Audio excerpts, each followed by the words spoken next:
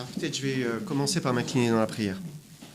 Seigneur, merci de ce moment ensemble. Merci pour ta parole. Et encore, Seigneur, nous venons à tes pieds et nous demandons ta grâce, ta bénédiction.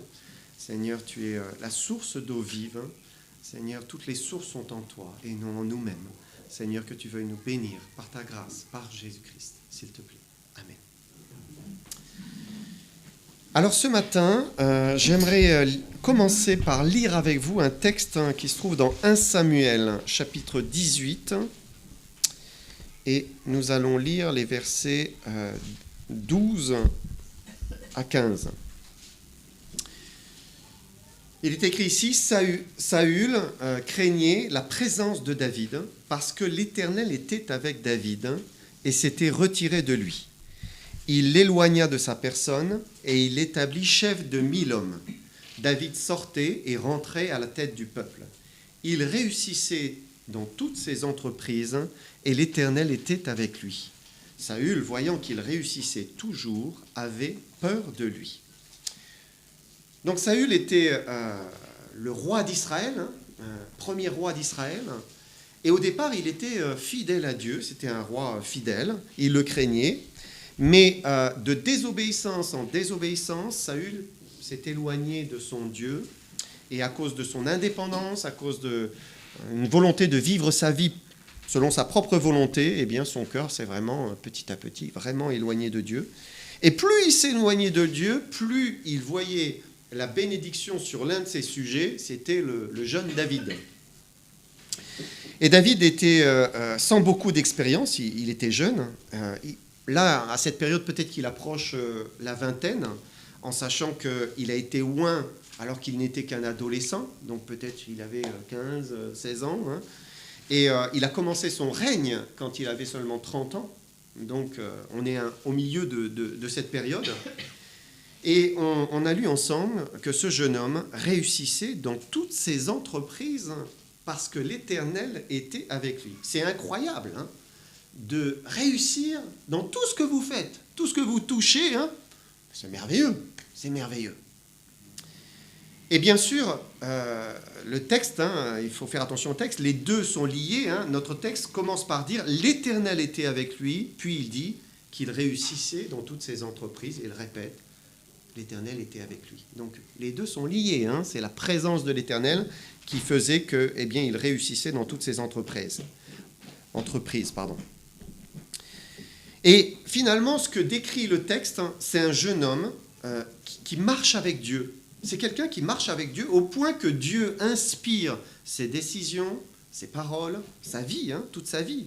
Alors quand il fait quelque chose, eh bien, il est en communion avec Dieu. C'est avec cette inspiration de Dieu, c'est avec la sagesse de Dieu, c'est dans la communion, hein, avec son Dieu, et c'est par même l'énergie de Dieu, hein, la présence de Dieu. Si bien qu'il réussissait toujours, nous dit la traduction. C'est merveilleux. C'est incroyable même, hein. Ça semble incroyable. Alors attention, ça ne veut pas dire que David était sur un chemin de roses et qu'il n'avait pas d'épreuves. Vous savez bien qu'à cette période-là, hein, de son histoire, au contraire, hein, il souffrait, hein, parce que eh bien, Saül voulait le tuer. À 2 reprises, il a tenté de lui lancer une lance, hein, et pour lui, c'était terrible. Loin de l'Éternel, le roi qui avait été choisi en voulait à sa vie. C'était une vraie épreuve. Hein. Et il est passé par toutes sortes d'épreuves dans cette période. Et la présence de l'Éternel dans une vie n'enlève pas les difficultés, les souffrances et les épreuves. Pas du tout. Hein. Mais Dieu est avec la personne. C'est ça. C'est qu'il réussissait dans tout ce qu'il faisait et il n'était pas sans Dieu. Ça veut dire que même s'il pouvait endurer des choses qui étaient difficiles, à chaque fois, la présence de Dieu était avec lui, il était accompagné, il n'était jamais seul. Pour vous donner un exemple similaire, on peut penser à Joseph. Joseph, fils de Jacob. Joseph est aussi un jeune homme, il est dans la maison de Potiphar, dans la Genèse, et pour lui aussi, on lit que l'Éternel était avec lui, et cette bénédiction l'accompagnait. Regardez Genèse 39, verset 2. L'Éternel fut avec lui, et la prospérité l'accompagna. Il habitait dans la maison de son maître l'Égyptien. Son maître vit que l'Éternel était avec lui, et que l'Éternel faisait en prospérer entre ses mains tout ce qu'il entreprenait. De nouveau, c'est incroyable. Tout ce qu'il entreprenait. C'est une situation qui est similaire. Hein. Dieu bénissait Joseph. Maintenant, est-ce qu'il était épargné des difficultés? Eh non. Hein, il est passé aussi par des choses difficiles. Hein. On sait que la femme de son maître, là, l'Égyptien, Potiphar, a été débauchée et a tenté de le corrompre, hein, le faire pécher. Et après, eh bien, lui qui s'est défendu, hein, s'est trouvé faussement accusé, jeté en prison. Nouvelle épreuve, hein, prison. Mais Dieu est avec lui, Dieu le couvre, Dieu l'entoure, hein, Dieu l'accompagne. Et même arrivé dans la prison, c'est difficile quand même de se retrouver prisonnier, hein, mais Dieu est là. On lit au verset 23, Genèse 39, verset 23. Le chef de la prison ne prenait aucune connaissance de ce que Joseph avait en main, parce que l'Éternel était avec lui. Et l'Éternel donnait de la réussite à ce qu'il faisait. Donc le chef de la prison lui avait confié des responsabilités, et Dieu bénissait. Voilà. La bénédiction, le succès. Joseph réussit, l'Éternel est avec lui. Mais Joseph va souffrir. Hein? Le chef des échansons va l'oublier. Et ça va durer plus de 2 ans où il sera dans cette prison. Mais j'aimerais ce matin mettre l'accent sur la joie, le bonheur d'avoir l'Éternel avec soi et de réussir dans tout ce que l'on entreprend. Il y a un sentiment d'accomplissement. Vous savez, vous vous levez le matin et vous entrez dans les œuvres que Dieu a préparées pour vous, mais ça rassasie en fait. C'est vraiment quelque chose qui contente. Hein. Vous savez aussi, il y a des journées, vous auriez envie de les recommencer. Parce que c'est une catastrophe. Hein. Je pense que ça vous est tous arrivé. Hein. Vous enchaînez les erreurs, les déconvenues, rien ne se passe hein, comme il faudrait. Vous vous renversez le petit-déj sur vous, ça commence comme ça. Vous oubliez le rendez-vous du spécialiste pris il y a 1 an. Dommage. Faites une marche arrière, vous emboutissez votre voiture. Hein. Je dis ça parce que j'ai fait récemment. Et puis vous passez un coup de fil à la famille, et puis ça se passe mal, vous ne savez pas pourquoi, tout tourne en brouille.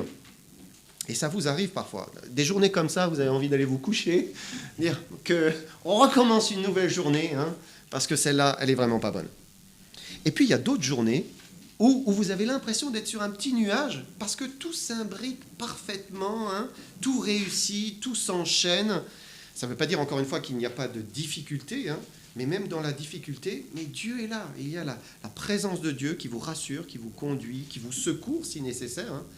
Et ça, c'est merveilleux. Merveilleux pour le croyant, en fait. Hein. C'est l'expérience de la vie chrétienne, ça. Et nous sommes tous appelés à vivre cela, sans exception. Vivre dans la présence de Dieu tout au long de notre journée. Dans les grandes choses, hein, mais aussi dans les petites. Hein. J'aimerais que nous puissions voir maintenant comment le vivre. Comment cela se fait que ces hommes avaient l'Éternel avec eux et qu'ainsi ils réussissaient tout ce qu'ils faisaient. Et j'aimerais prendre avec vous le psaume 1. Je me suis aperçu que je n'avais jamais prêché sur le psaume 1. Et je me suis dit, tiens, pourtant c'est un classique. Hein. Psaume 1, on va le lire ensemble. Heureux l'homme qui ne marche pas selon le conseil des méchants, qui ne s'arrête pas sur la voie des pécheurs, et qui ne s'assied pas en compagnie des moqueurs, mais qui trouve son plaisir dans la loi de l'Éternel, et qui la médite jour et nuit. Il est comme un arbre planté près d'un courant d'eau, qui donne son fruit en sa saison, et dont le feuillage ne se flétrit point. Tout ce qu'il fait lui réussit. Il n'en est pas ainsi des méchants. Ils sont comme la paille que le vent dissipe. C'est pourquoi les méchants ne résistent pas au jour du jugement, ni les pécheurs dans l'assemblée des justes. Car l'Éternel connaît la voie des justes, et la voie des pécheurs mène à la ruine. Vous avez remarqué au verset 3, hein, le psalmiste qui dit sous l'inspiration du Saint-Esprit, tout ce qu'il fait lui réussit. Il avance et ça marche, ça fonctionne. Et Dieu donne la recette, hein, une recette, hein, de la sagesse qui conduit au succès. Alors, ce n'est pas le succès selon le monde, tel qu'il nous le vend, mais c'est le succès dans le Seigneur. C'est ça.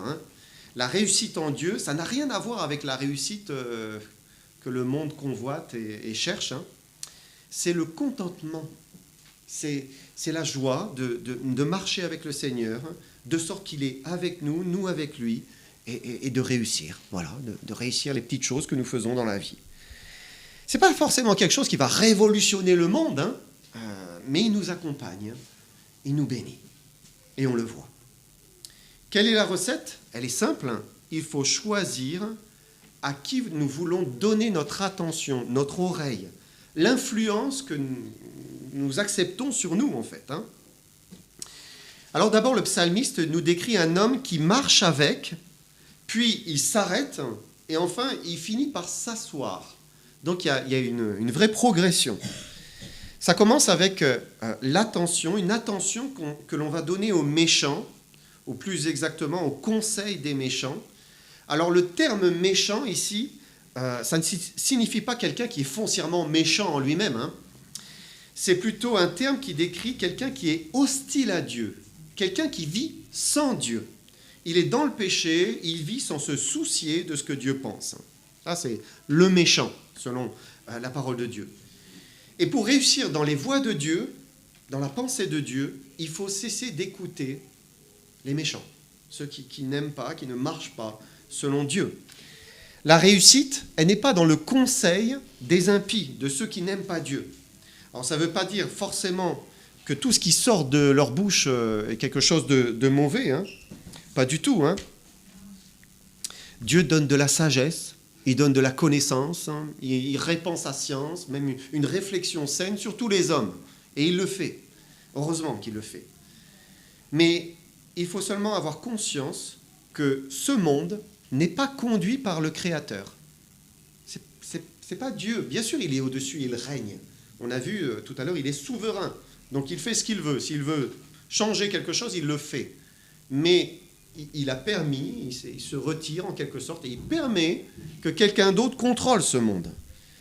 On vit dans un monde qui est déchu, un monde qui est entaché par le péché, un monde qui est sous la puissance du malin. C'est ce que l'apôtre Jean dit dans son épître. Il dit au chapitre 5, « Nous savons que le monde entier est sous la puissance du malin. » Donc il y a une réelle puissance. Le malin agit, il influence, il dirige ce monde. Ça veut dire que nous ne pouvons pas prendre tous les conseils que l'on entend comme étant, c'est Dieu qui permet que... Non, pas forcément. Ce n'est pas forcément d'inspiration divine. Le malin, il sème l'erreur, le mensonge, il trompe l'homme pour le perdre. Et donc, il faut avoir du discernement et ne pas marcher selon le conseil de ceux qui n'aiment pas Dieu. Ensuite, la deuxième chose, il dit qu'il ne faut pas s'arrêter sur la voie des pécheurs. Et le péché a quelque chose qui est attractif, qui est séduisant, qui tente.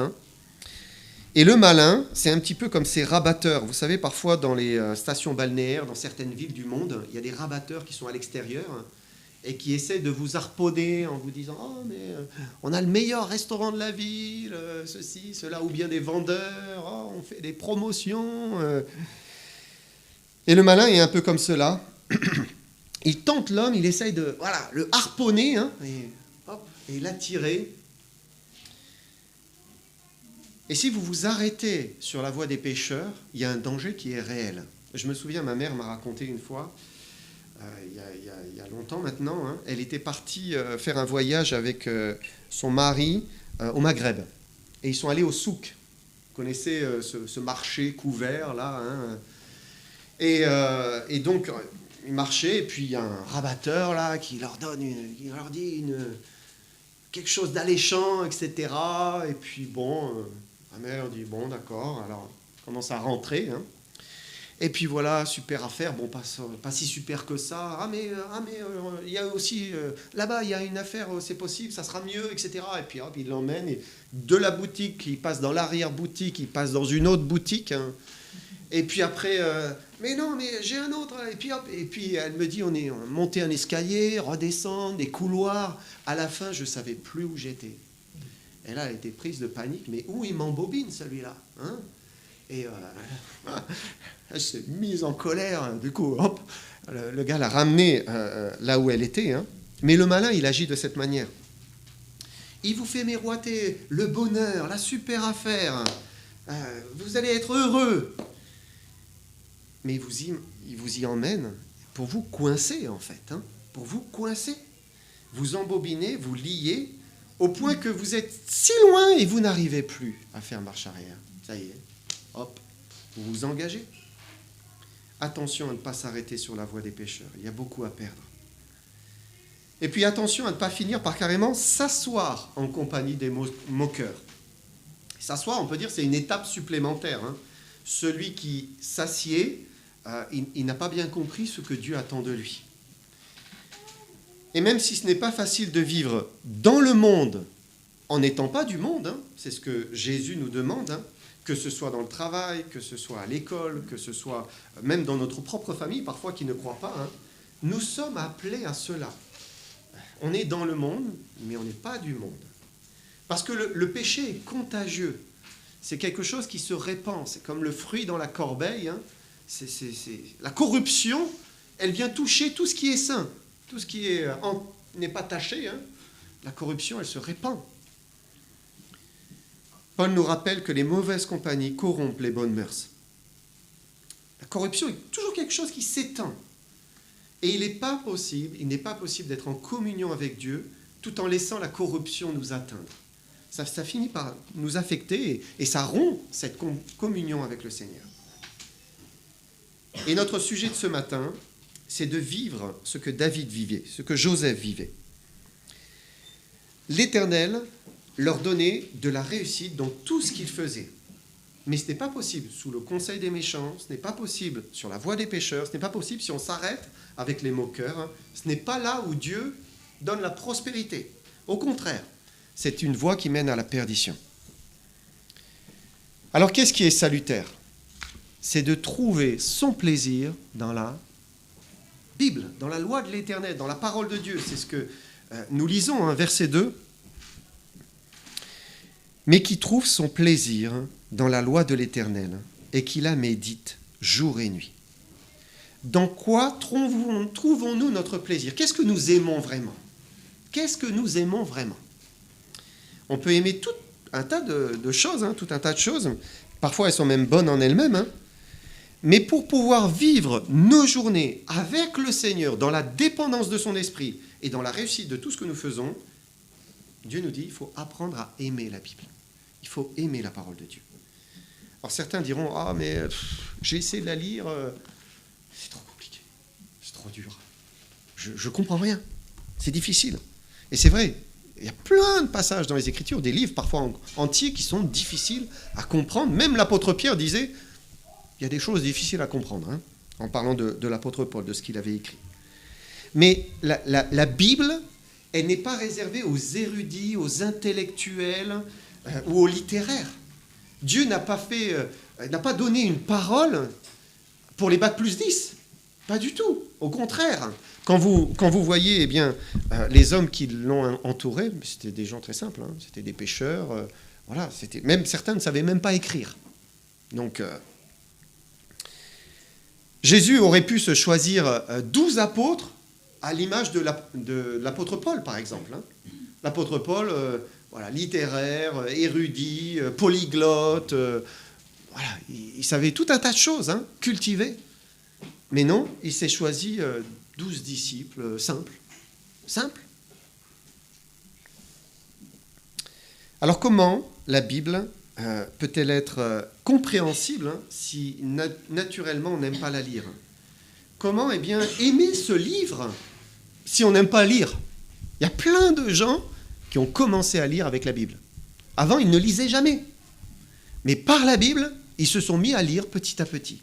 Et c'est vrai qu'on est dans une société aujourd'hui où on ne lit plus. Hein. Il faut une vidéo. Si on n'a pas une vidéo, voilà, et encore une vidéo courte. Ça dure 10 secondes, pas plus. Hein. Mais vous savez, Dieu veut nous parler par ce livre. Et c'est ça qui fait toute la différence. Qu'est-ce qui fait la différence? C'est que c'est la parole de Dieu. Ça veut dire que si Dieu nous parlait aujourd'hui, ça ne serait pas plus pertinent que ce que nous lisons dans ce livre. C'est la parole de Dieu. Ça veut dire que Dieu parle par ce livre. Et c'est ça qui fait toute la différence. Et je n'ai pas besoin d'absolument tout comprendre pour que Dieu me parle. Ce n'est pas nécessaire. Lorsque vous êtes par exemple dans l'Ancien Testament, vous lisez un prophète ou un livre de Moïse, c'est peut-être difficile, c'est certain, parce que vous ne connaissez pas le contexte, vous ne connaissez pas l'histoire, parce qu'on vous parle peut-être de peuples, mais vous ignorez tout de ces peuples, vous ne savez pas qui ils sont, où ils vont.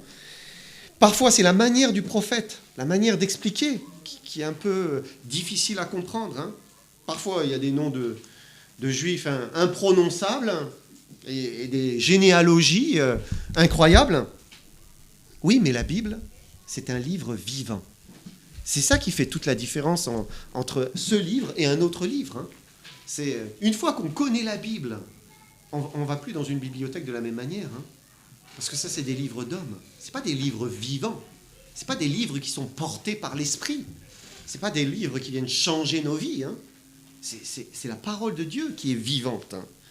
C'est le livre que Dieu a choisi de nous donner pour nous parler. Et il peut nous parler avec un passage, avec un livre tout entier, avec un passage, avec un verset, avec un mot, simplement avec un mot. Dieu lance ce mot dans notre cœur et on le reçoit. Il nous parle directement. Il n'y a pas besoin de tout comprendre, de tout connaître pour que Dieu nous parle. Alors bien sûr, plus on avance dans la connaissance des Écritures, plus on lit ce livre, plus il y a des choses qui nous étaient inconnues, qui commencent à nous sauter aux yeux, parce qu'on commence à faire des liens, on commence à comprendre, on remet les choses à leur place. C'est sûr, vous lisez, et là ça devient de plus en plus clair, et Dieu vous donne de petit à petit voir son plan, sa pensée. C'est merveilleux, le but de toute chose. Mais Dieu se sert de ce livre, quelle que soit notre connaissance, pourvu que nous ayons soif. C'est ça, Tout à l'heure, on a chanté « J'ai soif de ta présence ». Si on a soif de lui, simplement soif de le connaître, je veux te connaître. Oh Dieu, je veux te connaître. Je veux m'approcher de toi. Soif de l'entendre nous dire quelque chose. Mais ça, c'est précieux, ça. Quand Dieu nous donne une parole, mais c'est un trésor, c'est un joyau, c'est un rubis, là. On le serre dans notre cœur. Heureux celui qui trouve son plaisir dans la loi de l'Éternel et qui la médite jour et nuit. Et dans ce verset, il y a l'idée, le psalmiste nous parle d'une habitude installée. C'est ça, il la médite jour et nuit parce que c'est une habitude installée. Ça veut dire que ce n'est pas quelque chose d'exceptionnel. Ce n'est pas une fois par mois, j'ouvre la Bible. Ce n'est pas même une fois par semaine, j'ouvre la Bible. Je sais que, en tant que chrétien, on a, même nous, du mal. On a du mal à lire. Du mal à avoir cette habitude. Mais la Bible, la lecture de sa parole doit devenir une habitude de vie. Ça doit s'installer en nous. Et pour que Dieu inspire notre vie tout entière, qu'il soit présent dans nos activités, qu'il nous donne du succès dans ce que nous faisons, eh bien, il faut le laisser nous parler, nous inspirer, nous influencer, nous reprendre s'il le faut, nous transformer par sa parole. C'est absolument nécessaire. Et ce n'est possible que quand on reste sous cette influence d'une manière habituelle. Tous les jours, on reçoit de lui. On écoute sa voix. Alors on dit que pour installer une habitude, il faut le répéter 30 jours d'affilée. Si aujourd'hui nous ne lisons pas la Bible, ou nous lisons peu la Bible, mais je vous lance le défi. Décidez. Allez, je vais lire un chapitre chaque jour, pendant 30 jours. Dieu vous parlera, c'est certain. Dieu vous fera du bien. Vous entendrez sa voix. Laissez Dieu vous parler. C'est important. Parce que Dieu nous dit que celui qui le fait, verset 3, il est comme un arbre planté près d'un courant d'eau qui donne son fruit en sa saison et dont le feuillage ne se flétrit point. Tout ce qu'il fait lui réussit. Et l'arbre planté près d'un courant d'eau, c'est la situation idéale. Vraiment, là, il a tout. Il a la terre et il a l'eau. Il peut tirer tout ce qui est nécessaire pour son développement. En général, les arbres le long des canaux, comme le long du canal du Midi, mais ils sont grands, ils sont forts, ils sont magnifiques. Ainsi est le chrétien qui s'abreuve régulièrement de la parole de Dieu, qui se nourrit de la parole de Dieu. Il dit, c'est celui-là qui donne son fruit en sa saison. C'est quelqu'un qui va pouvoir produire les fruits qui lui appartiennent, qui sont à lui. Vous savez, tous les arbres ne sont pas destinés à porter les mêmes fruits. À chaque arbre et son fruit. De la même manière, à chaque chrétien et son fruit, et son don, sa qualité. Dieu donne à chacun. Et il veut qu'on produise du fruit. Et il le promet. Si on reste à son contact, dans la dépendance, à son écoute, il va finir par donner de son fruit. Et il dit en sa saison. Parce qu'il y a une saison aussi pour le fruit. Il y a une saison pour chaque arbre. Et c'est la même chose pour le chrétien. Et ce n'est pas parce qu'on se met à lire demain matin que le jour d'après, ça y est, on va porter du fruit. Non. C'est en sa saison. Voilà, ça va faire son œuvre, son travail, sa sanctification, cette transformation. Et finalement, on va porter son fruit.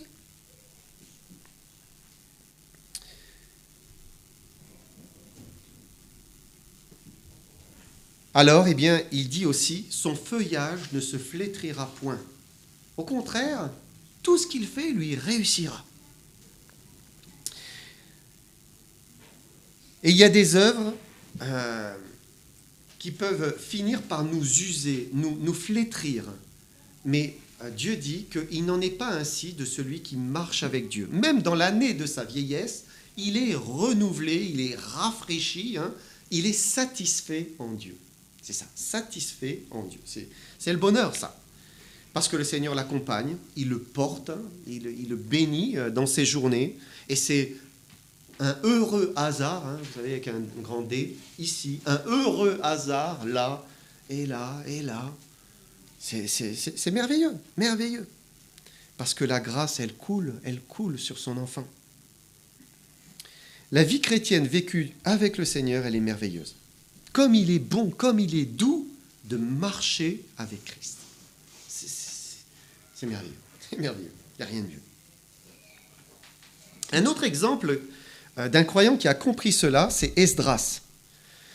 Donc je vous projette dans un autre contexte là, Esdras, scribe juif qui est à Babylone, et lorsque le roi perse Darius confirma l'édit de Cyrus, c'est le roi Artaxerxès qui a ouvert les portes pour que Esdras puisse partir de Babylone, même avec des trésors, avec tout ce qui était nécessaire, et revenir à Jérusalem pour rétablir le service du temple, les sacrifices et tout cela. Et c'était un long voyage, 4 mois, 1500 kilomètres. Difficile, Tout pouvait arriver le long de son voyage. Mais regardez ce qu'il est dit, Esdras 7, verset 8. Esdras arriva à Jérusalem au 5e mois de la 7e année du roi. Il était parti de Babylone le 1er jour du 1er mois, et il arriva à Jérusalem le 1er jour du 5e mois, la bonne main de son Dieu étant sur lui. C'est un beau verset, ça. Comme c'est apaisant d'avoir la bonne main de Dieu sur vous. La bonne main de votre Dieu sur vous. Quand quelqu'un le vit, il n'a tout simplement pas envie d'être séparé de cette bénédiction. Il a envie de le vivre encore et encore et encore.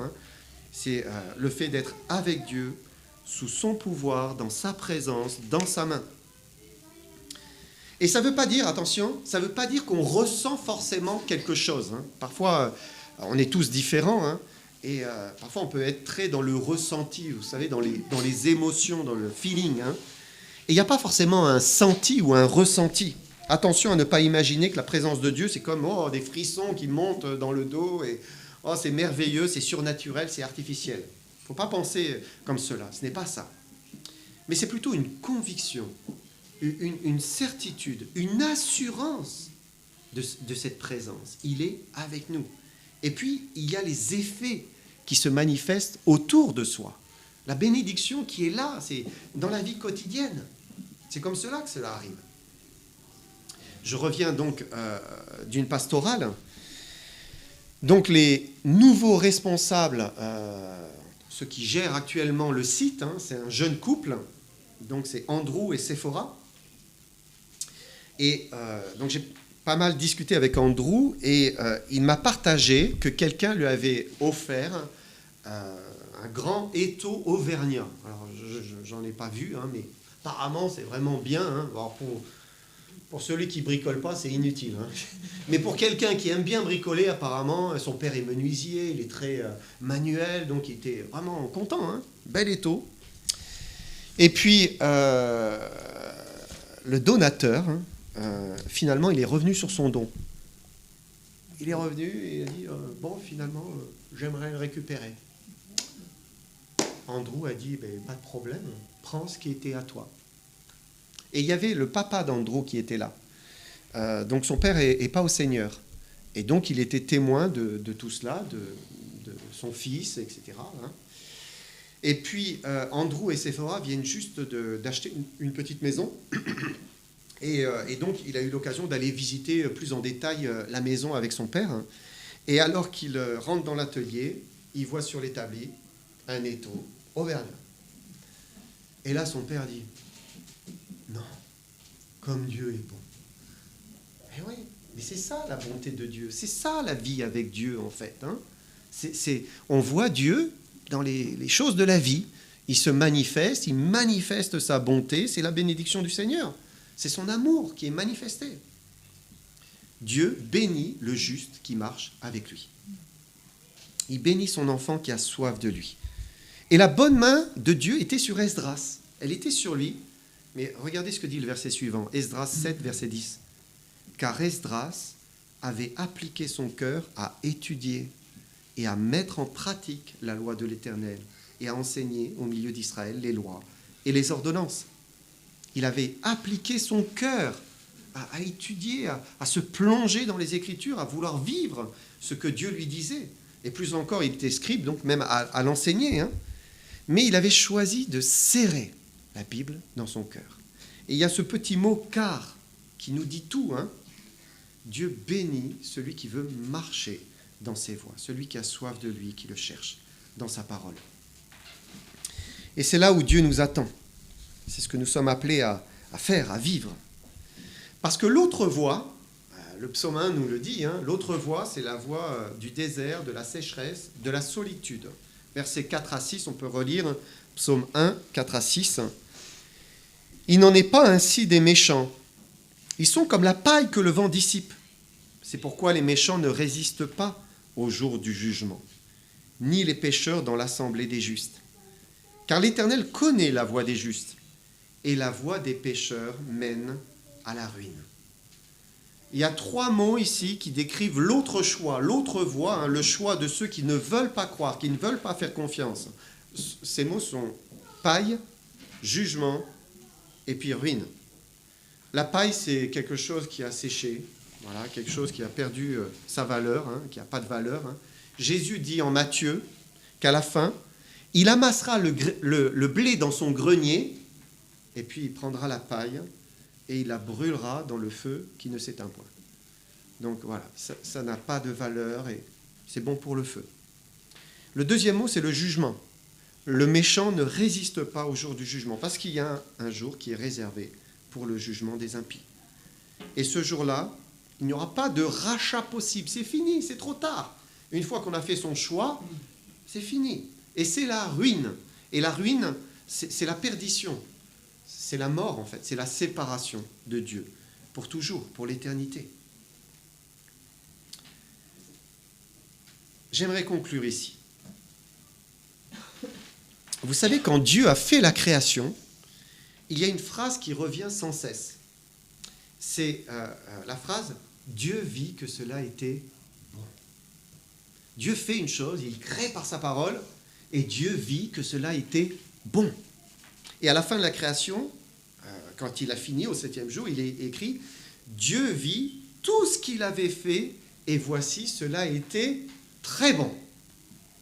C'est magnifique. Oh, c'est le bonheur que vous avez, vous savez, quand il y a un sentiment d'accomplissement.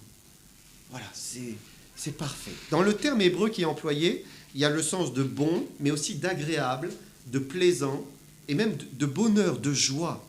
Dieu s'est réjoui, son œuvre était belle, elle était parfaite. Et il veut nous faire partager le même sentiment dans les œuvres les plus banales de notre vie. C'est ça, dans nos journées de tous les jours. Simplement nous accompagner, nous guider, nous instruire, nous conduire dans nos journées, afin qu'on puisse vivre en lui, par lui, par lui. Parce que c'est ça qui rend heureux le croyant, en fait. Quand on vit par lui, mais c'est ça le nuage, sans forcément ressentir quelque chose, mais on est heureux, parce qu'on fait ce que Dieu nous demande de faire. Et c'est le fait de vivre dans le calme et la confiance, sûr que la bonne main de notre Dieu est sur nous.